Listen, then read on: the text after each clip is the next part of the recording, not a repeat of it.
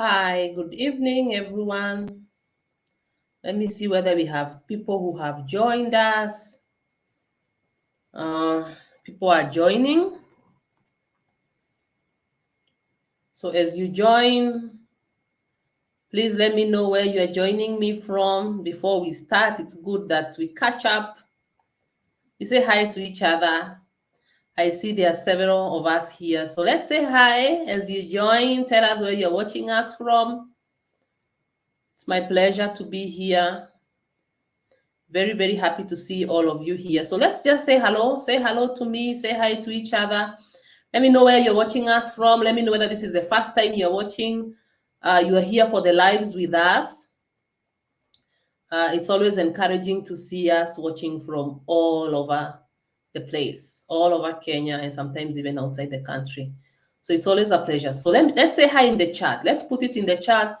Say hi, your name, where you're watching us from. If this is your first time, if you're a first timer here, let us know. We will welcome you. We appreciate you. We thank you for showing up. So let's put those chats coming, saying hi. Let me know where you're watching us from this evening. It's always a pleasure to have you here. This place would not be as nice if we didn't have you on board. These sessions would not be as productive and as effective without you here. So welcome, welcome, welcome. We have Wilfred Moragori. She's saying, hi, I'm Winnie from Thika. Karibu sana, Winnie. Happy to see you. Are you a first timer here, or is this a second, or you are a recurrent? You're one of those that is always here with us. Let me know whether you're a first timer or you're a recurrent. Say hello to us. Say hello to us. Let us know where you're watching us from. Let's know whether it's a first time. We don't want to start before, we have a few of us here, so that we make sure that you're not missing out. My name is Macrine. I'm watching from Gong. I'm a first timer here. Yeah, thank you so much. Thank you so much for deciding to show up this evening with us. Karibu sana from Gong. We are happy that you're watching. Welcome, welcome. We normally do this a lot, so keep coming. Invite a friend. If you have a friend out there who really wanted to attend tonight's webinar, maybe you can chat them up, let them know that we are starting up so that they don't get late. We have Jennifer Mwinde from Kibwezi. Thank you so much. Jennifer, are you a first timer, or is this a second time, or do you keep coming? Are you one of those that is always keeping us company here? Winfred is saying she's a first timer. Karibu sana, Winfred. We appreciate guests. We love you. Thank you for showing up. You make this interesting when you show up and you make it effective. Then we have Ann Kelly Kambura. Hello, my name is Ann Kelly. It's my first time to join Amin Void. Thank you so much, Ann Kelly. Karibu sana, karibu sana. This is the Soul Clinic. We normally love to do this. We do this a lot. So welcome, welcome. If you have a friend who wanted to join and they are not here with us, or a relative or someone that is dear to you that wanted to come for this webinar and they are not here, please send them a reminder. Tell them we have started so that they can join us. We have Mary Wagatuna from Thika. Yeah, 2 people from Thika. Thika is well represented. Karibu sana. She's a first timer. I'm so excited to see all of you first timers here. Welcome, welcome. We have Tabitha from Syokimau, a first timer. Wow, all these are first timers. Karibu, karibu. Excited to have you here. Then we have Juliet from Loitoktok, who is a first timer. I'm so happy. Thank you, Juliet from Loitoktok. Karibu sana. Welcome to the Soul Clinic webinars.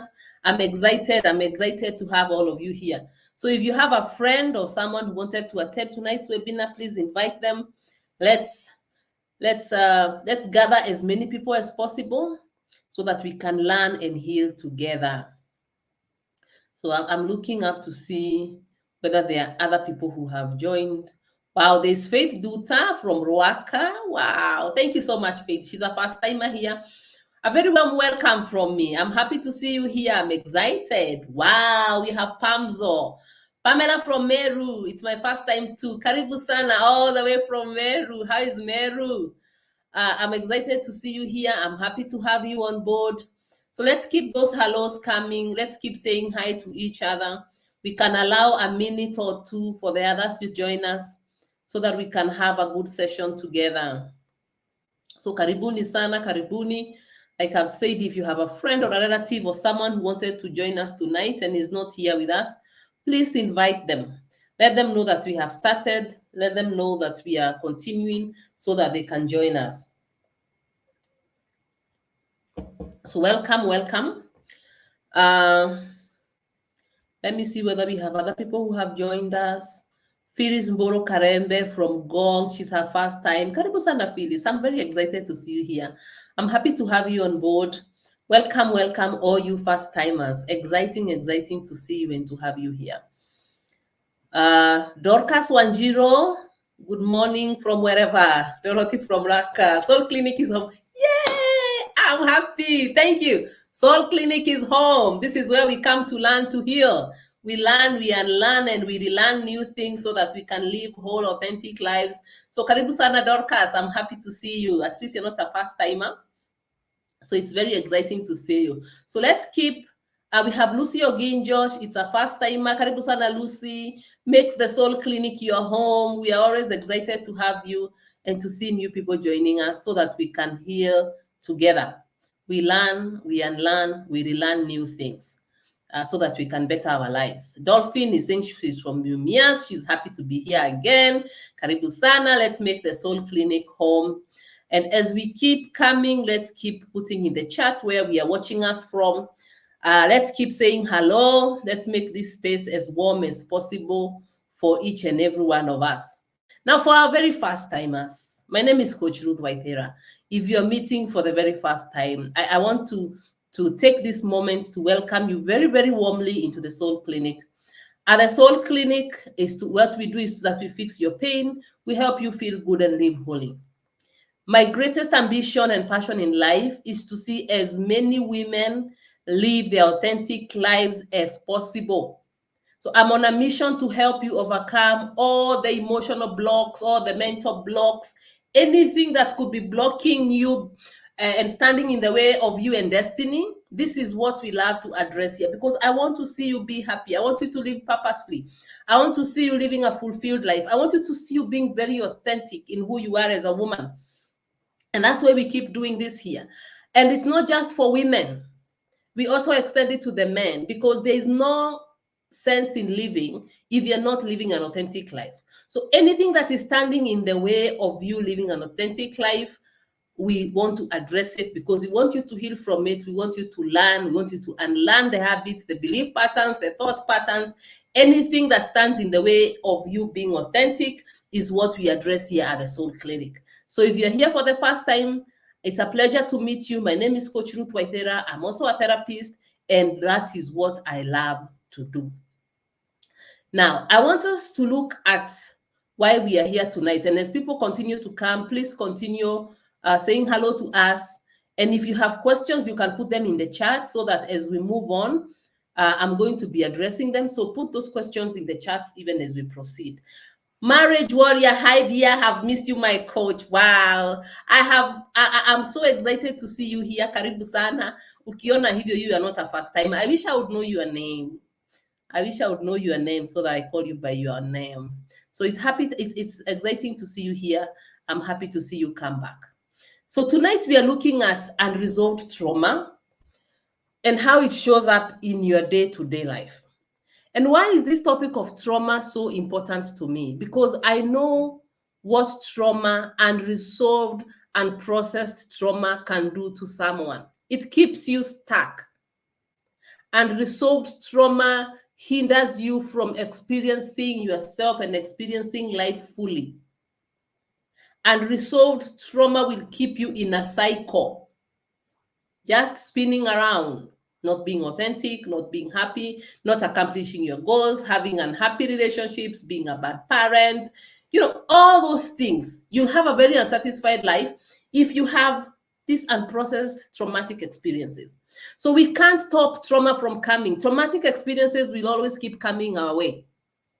And for some of us, traumatic experiences start way, way back from our mother's wombs. That could be where some of us started experiencing trauma.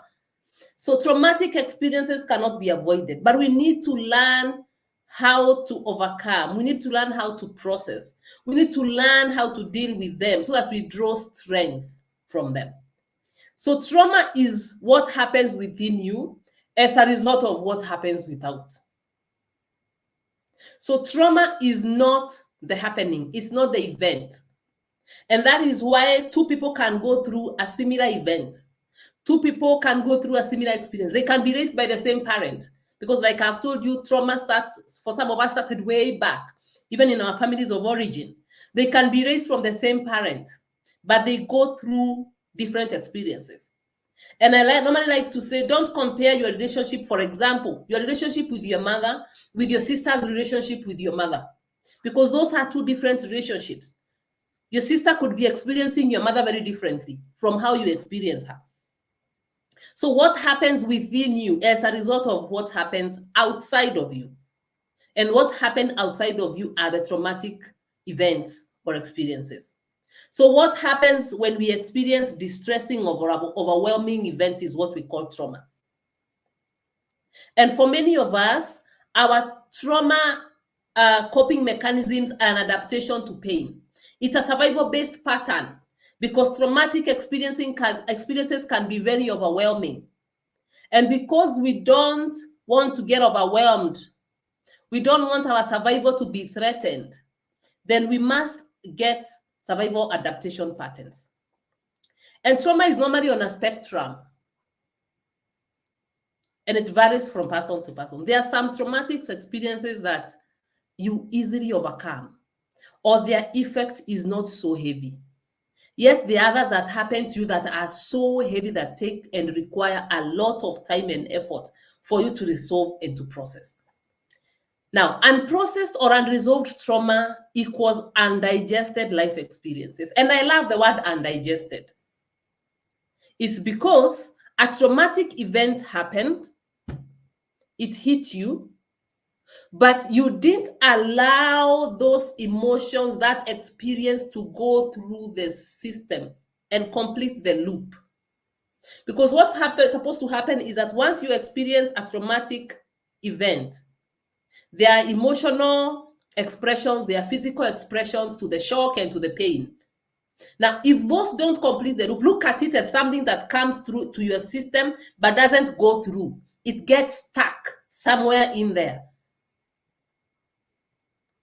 And why these experiences get stuck or undigested, and think about it even about having food that is not digested.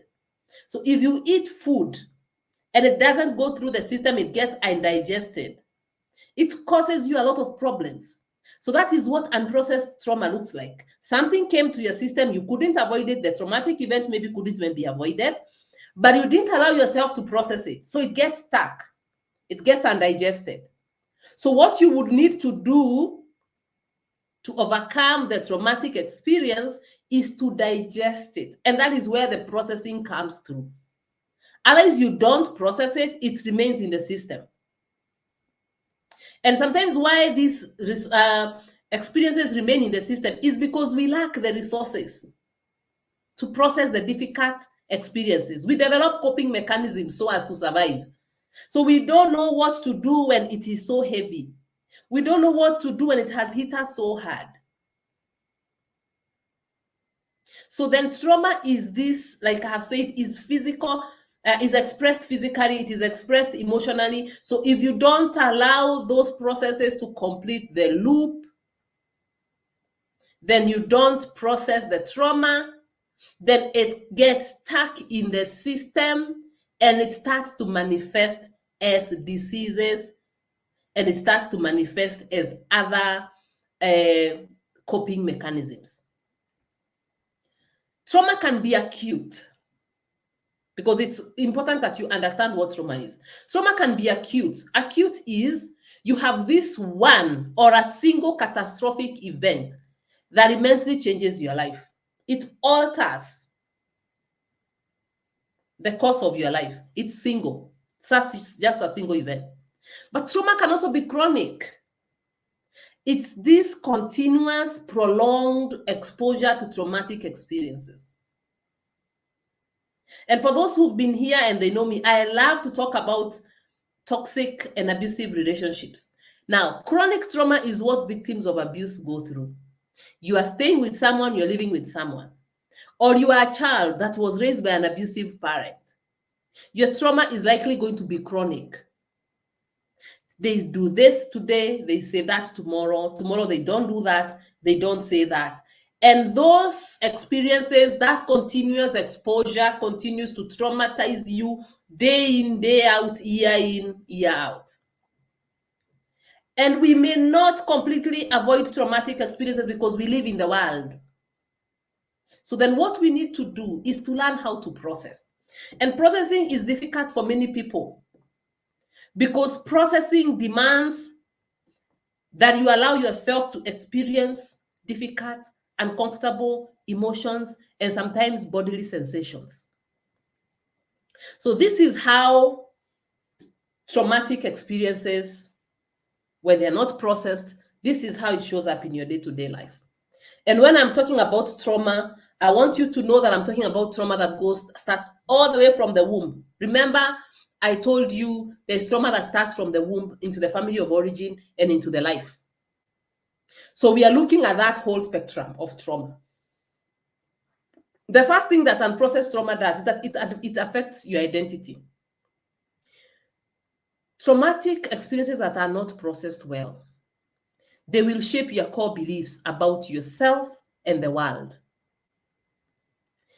And especially for children, because when your traumatic experiences are caused by those closest to you, maybe a child, a parent, or a spouse, or a sibling, somebody that you hold very dear to your heart and to your space, it's easier for you to believe that something is wrong with you because you can't wrap your mind around, for example, why your mother would treat you the way she treats you.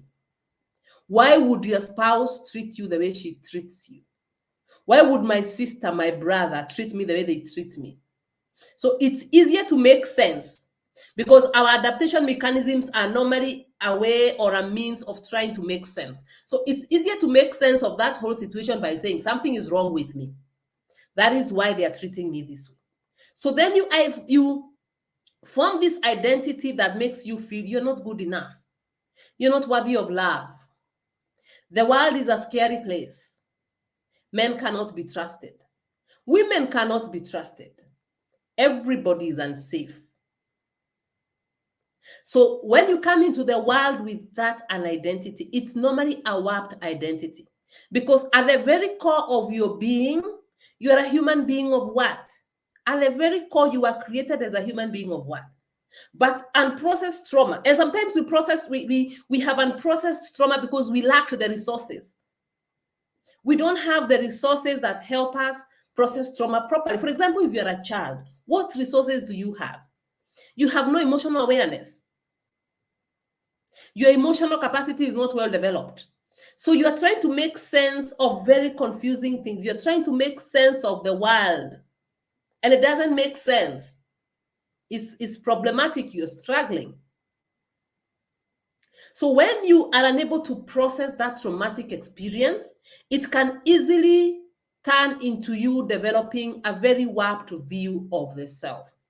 And I've said it's worse for children because the children have no emotional capacity to discern who they are, from others. They feel like they're extension of their mother. So how their mother views them is likely how they are going to view themselves. Is likely the identity they are able to take up. As an adult, you may have a rational mind that is able to rationalize some of these things. But as a child, you don't have it. Maybe as a grown-up, you have developed an emotional capacity to be able to process these things. But as a child, you don't. So you may not be able to discern who you are from the rest of the family or from your primary caregivers. So unprocessed trauma now can really affect your identity. And if your identity is warped, and I love to call it warped because it's not accurate. So that's why I normally use the word warped. It's dysfunctional. It's not the accurate identity of who you are. It's just that it has been shaped by the experiences around you. So if your identity is warped, you show up with low self-esteem and self-worth issues. You don't think you're good enough. You actually don't feel good enough. You develop identities that affirm that you're not good enough, depending on how the experiences you're going through are. Now, that low self-worth will manifest as false empowerment. There's something we call false empowerment, and I'll talk about it, or disempowerment. So that warped perception forms false empowerment. So what is false empowerment? False empowerment manifests. These are the people that are bullies. They feel like they are better than anybody else. They feel like they are more worth than everybody else. They feel like they are high up there and everybody else is low down here. So they are the bullies. They are the toxic bosses. That toxic boss you have in the office who doesn't listen to anybody's opinion, who doesn't think anybody is up to anything good, or anybody that anybody else has done is good enough. Abusive partners, male or female, or even abusive and toxic parents. So these are people who have a false empowerment which they took up as a way to try and cope with difficult life challenges. Because at the core of bullies, at their very root, at their core of their belief system, bullies have a deep sense of insecurity. And I know they don't look so, but that's the truth. They are not comfortable in their skin, in their space. Their trauma response is fight. I don't know whether you've heard about the 4 trauma responses: the fight, fright, freeze, and fawn. So they're always fighting anyone and anything that threatens their shaky identity, because they have a very shaky identity. Their inner child is normally very frightened. And if you haven't watched, you don't understand about the inner child, I've done videos on the inner child. You can go and find them in my YouTube channel. They are there under lives. If you check lives, you will see them there. So the bullies have a very frightened inner child that they are always trying to protect. So anyone and anything that seems to threaten that shaky identity, they attack. That is what they took up as their coping mechanism for their own life-threatening traumatic experiences. Then we have the disempowered. Disempowered is where many people fall, because the society also reinforces disempowerment a lot. Where you are wishy, you don't know how to stand up for yourself. So the disempowered are normally the victims of abuse. They are the victims of the bullies. They are the people that find it hard to stand for themselves, because at their very core, they don't believe they are worthy. They're not worthy of love. They're not worthy of fighting for. They're not worthy of defending. They have no voice. I've dealt with clients who tell me they are not able to speak up for themselves. They feel like the words they want to say get stuck in the throat. So they can't speak up. Life experiences and traumatic experiences, maybe from childhood up to the space they are in today, has taught them that you can't speak up. You are not worthy to be heard. They have people-pleasing tendencies. They are people who are conflict averse. They're people who would never stand up for themselves because they do not want a fight. And these are things that the society has really reinforced. And you know what? Just allow them. Just let them be. Keep quiet. What you don't realize is that in keeping quiet, you're doing yourself an injustice. And I'm not saying you go out there fighting everybody and everything, but you need to learn the space in which you need to use your voice to speak up for yourself. Because by speaking up for yourself, whether you get what you wanted or you don't, speaking up for yourself is normally an affirmation that you're a human being of worth. You're worth speaking up for. You're worth fighting for. That's what happens when you speak up and you defend yourself. I normally tell the ladies that I work with, speaking up may not necessarily get what you want, but speak up anyway, because by speaking up, you are affirming that you're a human being of worth. So if you have unprocessed life experiences, you'll find you're the kind that doesn't speak up, and your trauma responses are namely flight, You don't want conflict, you become very conflict averse, so you run, or you freeze, you don't know what to say, or you fawn, you really want to please everybody so that everybody is happy, we have no fights, we are doing on well, you're in a relationship, it is going to hell, and you can see, but you dare not say what is in your heart. So you freeze, or you really please, thinking that you can buy love.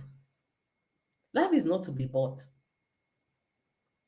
So both of these identities, the falsely empowered and the disempowered, are the extreme ends of the spectrum of unprocessed trauma. They are both very unhealthy trauma adaptation mechanisms. So in your healing journey, because healing is a journey, you cannot swing from being falsely empowered into being a healthy person with a healthy identity in a day. Because it also did not take you a day to become falsely empowered or to become disempowered. So it's a journey that you allow yourself to go through with a lot of grace. So, but you need to learn that you need to regulate yourself into a space where you are healthy.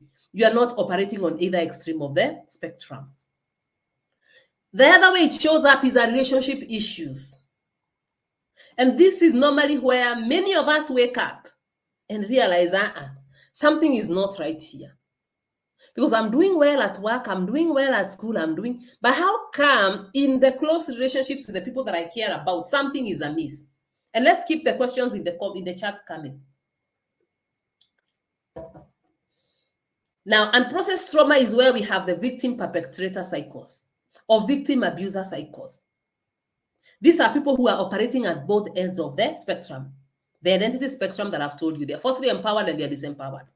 We have power, control, and dominance dynamics. Remember, in healthy relationships, we don't have power and control and dominance. Human beings are not supposed to be dominating over each other. So if you're in a space where somebody is dominating over you, or you feel the need to dominate over others, you have unprocessed trauma that you need to pay attention to. So it becomes very impossible to have healthy, fulfilling, happy, long-term relationships if you are not addressing your traumatic experiences. They will come in the way. Shame-based identities.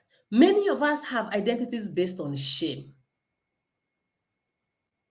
And shame-based identities feel like something is fundamentally wrong with you. And a lot of us don't know because we also don't pay attention to our inner person.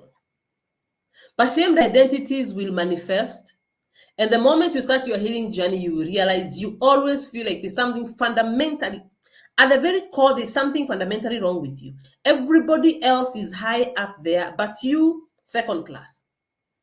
And these identities, these shamed identities, will more often than not attract partners who affirm those stories of deficiency. And this is where people get confused when you're told you attract who you are. You attract the person that mirrors your deficiencies, the person that affirms your deficiencies. So if you find yourself in toxic relationships, do an assessment of your core identity. How do you identify yourself? Because those unhealed versions of us attract other unhealed beings. So lack of awareness can make relationships messy. However, awareness of our unprocessed trauma, awareness of our warped identities can turn our relationships to catalysts for healing. Because the moment you find yourself getting triggered by your partner's this or that, for people that are very emotionally aware and they have high level of intelligence, they can be able to distinguish, is this issue about me or about them? And when it is about me, then what do I need to do? When the issue is about them, then how do I deal with this situation? So emotional awareness can turn relationships into catalysts for healing. The other thing that's going to manifest as unhealed trauma, and this one is something that I rank highly up there, is memory loss. Especially for people who are going through chronic trauma. You have experiences, one experience after another, after another, after another. Because high cortisol, the stress hormone that gets released when you're going through stressful experiences, has been linked to cognitive decline and memory loss. Cognitive decline is your ability to learn. You feel like your brain doesn't, there's just something about your mind that is not connecting. People who have anxiety, and I love talking about anxiety because I suffered from anxiety, crippling anxiety for a very long time, whereby you just black out. Your mind cannot connect, your mind can't make sense. You can't remember a lot of things. You struggle to remember. You're like, did somebody say, did you say that? So the more you continue to expose yourself to those traumatic experiences, the worse your brain functions get. The part of the brain that is called the hippocampus is necessary for cognitive functions such as learning, memory, and regulation of behavior. Now, chronic stress or long-term exposure to stressful and traumatic experiences damage the hippocampus. In fact, the hippocampus itself has been shown to shrink in size in people suffering from ongoing stress. So once it shrinks in size, it gets impaired. Then your learning abilities become low. Your memory functions are not operating high up there. And when I'm talking to victims of abuse, because victims of abuse, you have a special space in my heart. And for those who have been around here for a while know that. The more you refuse to deal with the abuse in your relationship, the more you are doing damage to your mental capacity and your mental abilities. So even as you listen to the stories that everybody is telling you out there about endurance, about patience, about what you should do or what you should not do, think about your brain functions. That the more you expose yourself, the more likely you are going to affect your cognitive abilities. I give an example of myself. It took me 9 years. I even get embarrassed to say this, but allow me to say it. 9 years to finish a master's degree. Well, some of you, I'm sure you beat it in a year and a half and 2. But why did I take 9 years? My mental capacities were completely crippled by a traumatic experience that I had been exposing myself to, or I had been exposed to. And I didn't know that. And I didn't even know it is anxiety. Honestly, I didn't. But there's just a way my brain could not connect. There were wires that were just wires that were not transmitting what they were supposed to be transmitting. And I would be in a zombie state for months. I'm just operating. I know where the bathroom is, so I go to the bathroom, the office. I could even do some of the things that I could have done better even at work because I'm not thinking. I'm simply operating in zombie mode. So that overexposure is very dangerous because it can easily affect your cognitive abilities. Now, the memory impairment also can be a coping mechanism for your body. It happens automatically. So memory loss is a brain's way of processing and managing the experience. There's something we call dissociative amnesia, where your mind blocks out things to protect you from unpleasant and distressing traumatic experiences. Because if your mind allowed the whole thing to come in at once, it's like denial. So your mind decides, let's block this memory. Because if it allowed it to come through, then it would overwhelm the system. So what does the mind do? Dissociate. Dissociate is like nikujitenga. This is too much, it's too heavy, we are not dealing with right now. So it blocks some memories concerning a traumatic experience to try and protect you. So that is how serious exposure to trauma is. That is how bad exposure to trauma can get. But now the beauty is that some of these things can be reversed. For example, if you learn how to manage your anxiety, the memory loss that was coming as a result of those traumatic, anxious experiences, you can recover it, but it is work and it won't happen in a day. So there is some therapy models and modalities that can help you recover your memory. But the most important thing that you need to know is that you cannot continue to expose yourself to traumatic experiences, things that are causing you a central nervous system overload, and expect that you will recover. It is not going to happen. So you may need to deal with the source of the trauma. Otherwise, then this becomes a cycle, an endless cycle. You're trying to recover from anxiety, you keep exposing yourself. And this is where people need to make hard decisions.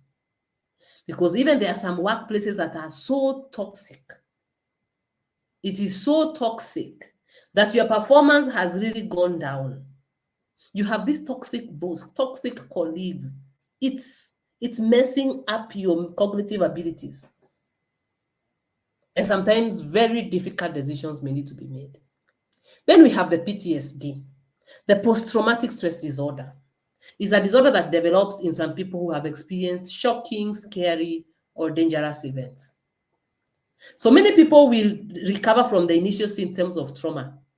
Remember, we said trauma comes on a spectrum and it varies from people to person to person. But there are some people with whom, depending on the severity of the traumatic experience or their resilience or their ability to cope or how they dealt with that event at that moment, the symptoms persist and they are diagnosed with PTSD. So PTSD will manifest as you being fearful, overly fearful, easily rattled. You have trouble sleeping, you have shame, you're having nightmares, guilt, abandon, nervous, you have flashbacks of an experience that happened. So you will need to process the trauma that comes with that experience so that you are able to manage your PTSD. So let me see whether we have questions. If you have a question, you can put it in the chat. And trauma is a very wide subject. We can't do justice to it in a 1 hour webinar. So I've not even scratched the surface on what trauma is, and it's many things that are associated with trauma and how it manifests. So those are just a few. And we will continue to learn more on this topic of trauma. But if you have been through a traumatic experience, it is good that you start educating yourself. If you know you didn't process well, or there are things that are manifesting in your life that you're not happy about, maybe it's time to do some introspection. It's time to do an evaluation of your life. How do you deal with memory loss? I think I've addressed that. I've said that we have some therapy modalities that can help you with that, but you may also need to remove yourself. If it's an ongoing traumatic, if it's chronic trauma, that's ongoing, it's prolonged, it's always in your face, then you may need to look at how can I get away from this so that I'm able to heal in a safe space. Celine is saying, this is my second time here. Hi, Celine. Karibu sana. Where are you watching us from? Hi, Coach Liz from Tara Soul Clinic is home for me. Thank you so much, Eliza. Is it the Liz that I'm thinking it is? I don't know. But welcome, welcome, welcome. So let's keep those conversations going. Let's keep the questions coming. I would love to address them as we move on. I think we only have one question, the one from Lina. Lina Mwenda from Kiambu, how do you deal with stress caused by, with memory loss caused by trauma or stress? I think I've addressed that. You may need to go back to the causes of the initial traumatic experience. And this is where we are going to in the next session. So let's keep doing this. Let's keep asking the questions. I'm seeing Phyllis Mbolo saying X by SheDC. I'm not sure I understand what that is. Maybe you can elaborate it further so that I'm able to address your question. Celine is in Nairobi. Karibu sana, Celine. So how do you process trauma? Trauma are scary, overwhelming experiences that overwhelm our central nervous system. So safety is the antidote. Safety is the antidote. And I'll repeat, safety is the antidote. So unless you are able to create or to build a resource of safety, then you may not be able to process your trauma. So building a resource of safety means having internal and external resources. Internal resources look like this. Over the years, working with victims of trauma and people who have been through difficult and dysfunctional situations, relationships, all the way from childhood, even up to adult life, one of the things that I have come to realize very strongly is that the inner you knows the direction. The inner you knows the direction. So you need to harness your internal resources. You need to learn how to seek within to know what you're supposed to do. I've met women who are doing marvelous things for their healing journey. And when we have sessions with them, they are like, I used to do that, just that I didn't know what it was. And I tell them, that is your inner guide. Many of us are very external oriented. We are looking for external validation, people to say, people to do for us. But all the resources, the direction that you may need to go are within. The work of the external resources, which is where the coaches come in, the therapists come in, the support groups come in, the healthy friends come in, where they come in is to help you reinforce or strengthen your internal resources. So your external resources should point you inwards. Whether it's a book you're reading, it should be pointing you towards creating a safe space within. Because as long as your inner safe space is safe, as long as you have created a strong internal resource, then you are able to deal even with the triggers that show up on a day-to-day basis. So whether you decide to work with a therapist or a coach or to join a support group or whatever, the end game or the goal at the end is to shed light along your path to help you discover the internal resources that create a safe space for you. Because trauma is healed through connection, not disconnection. But what happens to many of us, we dissociate. Dissociation is whereby you don't want to associate. So it's like there's a part of you that is scared, but because you don't have the resources to deal with the pain and the fear and the threat for survival that comes with it, you push it away. Because a human being is supposed to operate as a whole integrated system.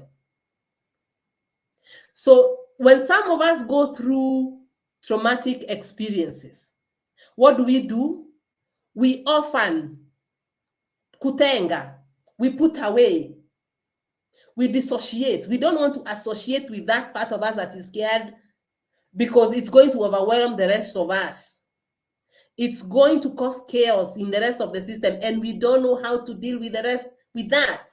So what do? We dissociate, we disconnect. But for you to heal from trauma, you need to learn how to integrate all the parts of you, the ones that are scared, fearful, hurt, all of them. Reintegrate them and integrate them as one whole self. Many of us dissociate, and dissociation is also very encouraged in the society. It is one of those things that we have been programmed to do. I use a very simple example. We normally tell people when they are mourning, they have lost a dear one, don't cry. What are you telling them? You're simply telling them to dissociate from the pain they are feeling from losing a loved one. Don't pay attention to it, because if you pay attention to it, you will cry, you will wail. We won't know what to do with you. Now, this is what an external safe space does. The external safe space or safe resource, which now is a human, that is in the presence of someone that have lost their loved one. Remember, I told you traumatic experiences come with emotional and physical sensations. So there are things that are likely also going to happen to you in the body, which we dissociate from completely. So as a safe resource for this person, what you are supposed to do is to create a safe space for them to express those emotions. Allow them to cry, allow them to wail, allow them to lament. Because the moment they get in touch with those parts of themselves, then healing comes. So trauma is healed through connection. It's not disconnection. And this is where some of us struggle. When you come for therapy and we are going backwards, we are not going backwards because we want to scare you, but we want you to be able to connect with the emotions and the sensations that happened there. Remember the loop that I told you, those things that did not complete the loop. We want to now give you a safe space for them to complete the loop, because the moment they complete the loop, they get integrated into the rest of the system and you have been able to process your traumatic experience. So trauma is processed through engagement, not isolation. It's not the dissociation. But many of us dissociate. We dissociate from our anger, because anger is not acceptable in the religious circles. It's not acceptable in the society. It's not acceptable in relationships. It's not acceptable in our home. So what do we do? You have traumatic experiences that are causing you a lot of anger, but you can't pay attention. You can't connect. You can't engage with your anger. So you dissociate. You isolate. And this is why mental health illnesses thrive in isolation. If you see someone who is going through depression, what do they normally do many of the times? They isolate themselves. You start to feel like you need to be away from people. You start to feel like you need to dissociate from the things that used to make you happy. So you isolate. So it will thrive in isolation. So your anxiety will thrive in isolation. Your depression will thrive in isolation. So that is what unprocessed trauma does. But healing happens when you are engaging, when you are connecting, when you have health, safety resources, when you're in a safe space. So don't try to block, because blocking is dissociating, and dissociating is not healthy. So don't block. Look for safety resources. And I'm going to look at the questions that we have right now before we go to the next space. So can trauma cause self-confidence in adults and children? If yes, how can this be corrected and improve their esteem and confidence? Yes, yes, yes. Trauma, remember we have said it affects your identity. And it's from your identity that's where your self-confidence and your self-esteem comes from. So you may need to address it from the core of your beliefs. And normally the first thing that you need to do is to identify, what core beliefs do I carry? Where did I get them from? Once you understand them, then you start the overwriting of those subconscious programmings. So you will need to overwrite them. And there are practices that help you overwrite those warped, I love to call them warped, dysfunctional programmings. So a good therapist will help you process those traumatic experiences that affected your identity and your self-confidence. And like, remember what I have said, it's not something that you do in a day. No. The tree of your self-confidence and your self-worth didn't grow in a day. If you're as old as me, you can imagine how big that tree is. So if you're in your 40s, your 50s, your 30s, that tree could be as old as 30 years old. So I'm not saying it will take 30 years, but it's not something that gets reversed overnight. So it's something that you need to work upon. And the reason as to why I say identify your core beliefs, because you could be working at things that are not the thing that you should be working at. And it doesn't help. It's like you have an oil spill. There's oil that has spilled somewhere. Then you try to clean it the way you would clean a milk spill. A milk spill, you just need a kitchen cloth, clean, wet, wipe. But oil may require you to use detergents, soap, etc. So that's why it's always important to identify what are these core beliefs. The greatest breakthrough that I got in my healing journey is when I realized that I thought I was a defective human. The word defective like summarized all my core beliefs. Then I started working from that perspective, and I've come a long way. So it's good to be able to identify what are the core beliefs that you carry. Then you start working at them. Someone is saying, we need this gospel in our society today. Keep up the good work, madam. Thank you very much. And also thank you so much for always showing up here. All right. And I can see our time is very well long gone. So to help you process these traumatic experiences, remember I've talked about the safety spaces. I have created a safety resource for you. And this is a space where you can process your trauma, a safe environment where you can process all your traumatic experiences, especially childhood trauma. Because childhood trauma really manifests for many of us. We don't even know it is there. We thought we had perfect childhoods, or that whatever happened to us as children doesn't affect us anymore. It does. It's where your core identities and beliefs were formed. And I'm looking for 10 women, just 10, who are tired of being held back by life's unprocessed experiences. You know how indigestion feels like? That is how some of our systems are. We have these undigested life experiences that are standing in the way of us living an authentic life. I'm looking for women who want to live freely and they want to live an authentic life. So I want you to put a yes in the chat if you want to know more about this safe space. So as I take a break to take some water, please put a yes, because I'll be telling you about that safe space.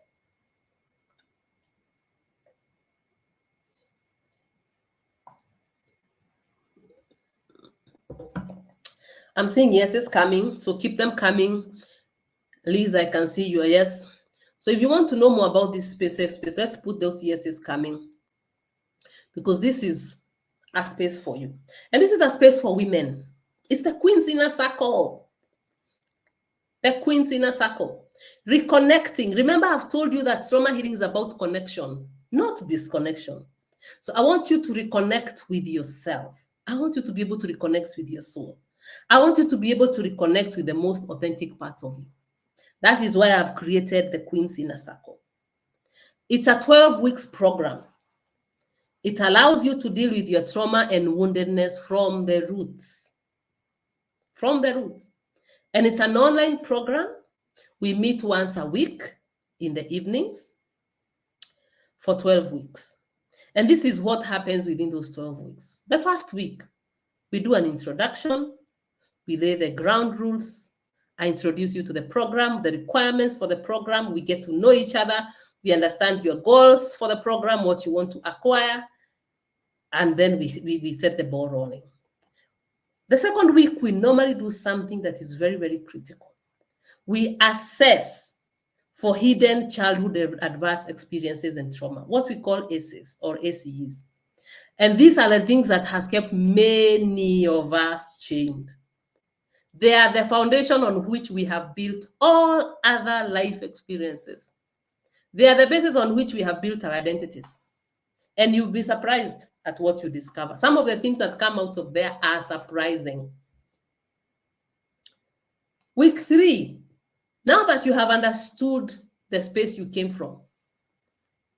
We want you to see how those aces affect your life. There are things we call mother wounds and father wounds. These are the words, the actions, or the words that were not said or said, the actions that were done or not done by our parents, our primary caregivers, our guardians, our communities, that are mainly the biggest of obstacles to our healing. And this is where your healing journey begins. Once you uncover this, then you start healing. Week 4, because after you've done the ACEs mapping and you've seen how they affect you, now this is where we start. This is where the rubber meets the road. We start dealing with those difficult emotions and pain. Because emotional pain is the most destructive pain, because many of us can't see it, we can't touch it, it's difficult to heal. We are afraid, we are scared of it. So this is where I start to hold your hand and show you the way. This is how we deal with emotional pain. This is how we process it. This is how we get in touch. You see that within the internal resource that I told you about, this is how we get to strengthen that internal resource. So we will use unique processes that soothe and slowly heal your emotional pain. And the emotional wounds get healed so that the past stops to become a barrier to living your present moment happily and peacefully. Week 5, we do something very special. I normally have a one-on-one session with you. So I want to touch base. I want to see, what did you discover when you went to do your family of origin ACEs mapping? How have you processed that pain? Okay, now this is meant to enhance your journey. So during week 5, we have one-on-one with you. We go personal. I help you process the whole thing up to that space. Then week 6, I introduce you to what I call healing practices 1, and week 7, healing practices 2. Now, I will introduce you to these very unique healing practices, very unique, that help you feed and nurture your soul, as well as create a safe internal environment. Remember, I have told you the greatest resource to trauma healing is a safe internal space. So these practices, and it's not just 2, there are many. We have like 5 healing practices that you will get introduced to that help you create that safe internal environment. Week 8, we deal with anger and forgiveness. Many of us dissociate from our anger, but anger is one of the best gifts that God gave us. If only we know how to work with it. If only we know how to tap into it. So I will use my unique expulsion techniques to help you release the anger that has blocked your path to peace, joy, and freedom. There are people you are angry at. Sometimes so rightfully so, because the things they did to you were bad. They were bad. So we need to be able to get into a space where, how do you get in touch with this anger and use it for growth and healing? Then boundary setting and healthy detachment, because there are some people for sure who are unsafe. There are people who are unsafe. And if you want your healing to be effective, there are people you need to detach from. There are people that you need to set healthy boundaries with. If you are one of those people that are disempowered, you are a victim, you have this victim mentality, you need to learn how to set boundaries. But there are also people that are very, very unsafe that you may need to detach from. So I want you to learn how to stand up for yourself and to demand for what you want. Week 10, this is a very sacred exercise that we're doing week 10. We silence the inner critic.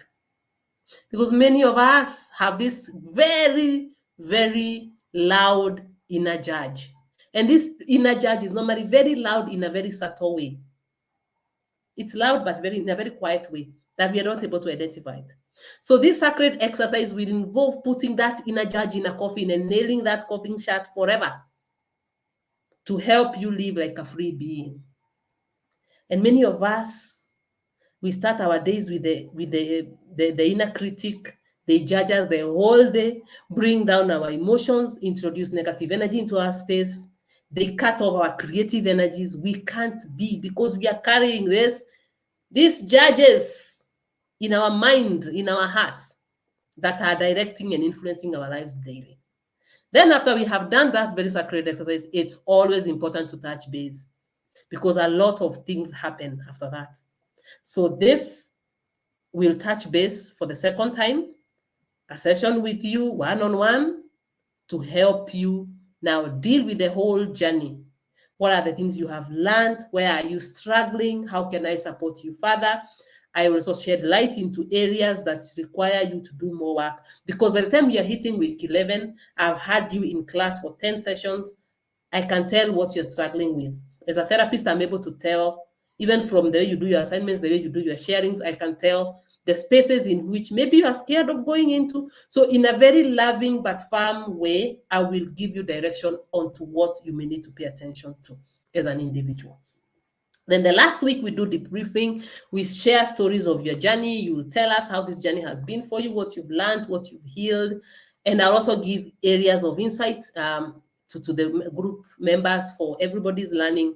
So week 12, we are debriefing. You will also tell me how the healing journey has been for you, what you feel may require to be improved or not.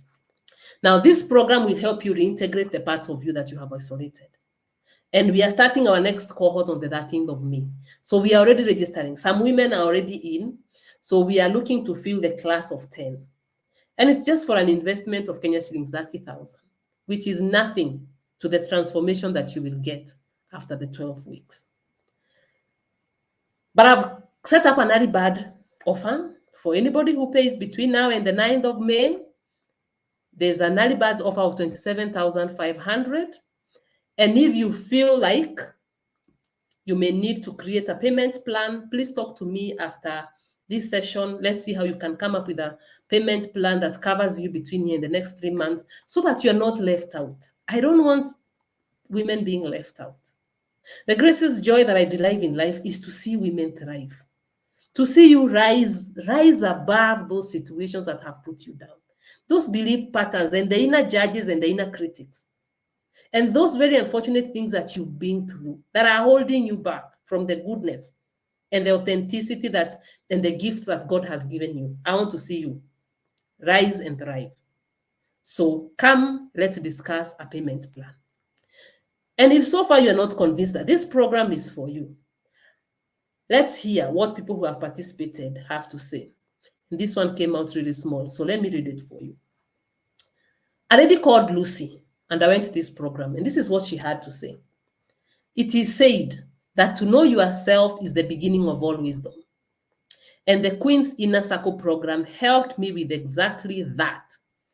To know, accept, and celebrate myself for exactly who I am. From previously seeing myself as a broken woman with relational issues with myself and others, always wondering why I was the way I was. Coach Ruth's program has helped me to be more healed, self-aware, more compassionate person with incredible self-worth. The program helped me to reflect on my life from the beginning and how my childhood experiences continued to shape me, even in this big age of mine, because she's not a small girl. She's not a young woman, that's what I mean. I now feel that I can truly accept who I am and I can be the best version of myself the way I want to be. I feel free. As much as this continues to be a lifelong journey, I can already see changes. I have become more confident with a shifted mindset from Miss Independent, who did not need to take nonsense from anyone, because being Miss Independent is normally a trauma response. So she's saying she has moved from Miss Independent, who did not need to take nonsense from anyone, to embracing my femininity, because that was one of her greatest challenges, is to embrace that she's feminine, and so beautifully so. And using my strength as a woman positively, I can trust myself and my intuition to make better decisions and build stronger, honest relationships with others, accepting them for who they are while placing the necessary boundaries. Coach Ruth is gentle, yet firm, and has been a wonderful coach. Her passion for helping women is evident, no matter where you are in the world. and her professionalism on the subject matter shines through, I would 100% recommend this program to any woman who is like me, struggled before with herself and wants to give herself a chance to be a better version of who she is. This is Lucy, all the way from the US. That is where she did this program from. So if you want to have a transformation like what Lucy is having, if you want your story to look like Lucy's, it could be in the next few weeks. And because I want us to heal wholesome and all-rounded, I have a bonus. Because many women who come through this program also have relational struggles. And some of them are in abusive relationships. I've given you a bonus. There's a course that I've done on narcissistic abuse, a 3-module course that you can take advantage of. You will get it as a bonus for this course. Also, another bonus is a hidden abuse masterclass, because some of us are being abused at work, at home, in our families of origin. Our parents, our siblings are abusing us, and we have no idea that we are being abused because they are not calling us names and they are not hitting us. So this masterclass comes as a bonus for those who join this program. And if you don't want to join this program, then you can, or you're not able to join this program, you can gain access to these two courses and the courses and the masterclass. So you can also access them as independent courses. So I am looking forward. I really look forward to these classes because of the kind of transformation that happens there. And I love to keep these classes and these circles small so that I can give you the best. So once the 10 queens are in, and we have some who are already in, you can no longer be able to partake this cohort, maybe the next one. So start by reserving your spot. If you need a payment plan, talk to me. If you are able to pay, take advantage of the early bird offer between now and the 9th of May, please do so. Or you will pay the 30,000 after the 9th of May. And please remember, this is a 10 women class. I don't want you missing out. So please, if you want to join us, let's have those conversations happening in my inbox. Let's have those conversations happening. I want to make payment plans. I want to see people paying because I want to see you in this class. I want to hear you transforming. I want to hear you becoming a better parent, becoming a better spouse, a better daughter, a better sister, a better boss. Because maybe even some of us are these toxic bosses that we are talking about here. So I want you to be a better boss, a better team player, even in the office. So this class transforms all aspects of your life. And I'm looking forward to seeing you in the Queen's Inner Circle.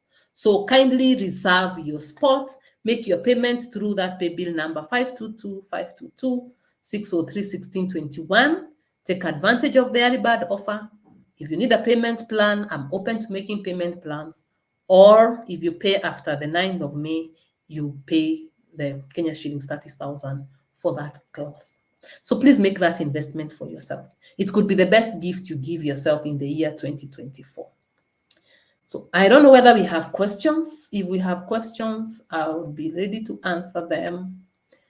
How about you dissociate yourself from someone who is causing you or have caused you trauma? I wouldn't call it dissociation. I would say detach. But for detachment to work and for it to be healthy, if you see in that course, I have talked about healthy detachment. If you want to detach in a healthy space, you need to, first of all, allow yourself to get in touch with your pain and the pain that that person has caused you and the pain that that relationship has caused you. Integrate the parts of you that have experienced that pain. Get in touch with those very difficult emotions so that you heal as a whole healthy being. And once you do that, then detachment becomes very easy. And it stops being like a punishment, because some of us detach to punish the other person, which doesn't work. So you will need to detach yourself in a very healthy way, in a very healthy space, by first of all, processing the difficult emotions. So let's not say dissociate. Let's talk about healthy detachment. But I can assume I understand what you meant. Walking away or moving away or detaching yourself from that person. Remember, we said you can't heal trauma in a space that is not safe. So healthy detachment helps you create that safe space in which that you can heal. So do I have any other question? Do I have a question? If there is no other question, please share this link with your friends, those who didn't manage to come for tonight's webinar. And I am so happy to see all of you. I'm excited. I want to say a big, big thank you. Keep attending these webinars. This is where we learn and we unlearn so that we can become healthier beings and we can live our lives authentically. We can be happy and achieve all the things that we want to achieve in this life. And because we have no other questions, I want to wish you a very, very good night, a blessed evening. I shall see you in the Queen's Inner Circle for those who want to come and are able to come. And for those who are not able to come, see you in our other platforms, Facebook, WhatsApp. Let's meet there. Let's continue to learn together and let's keep attending these webinars. Have a blessed night.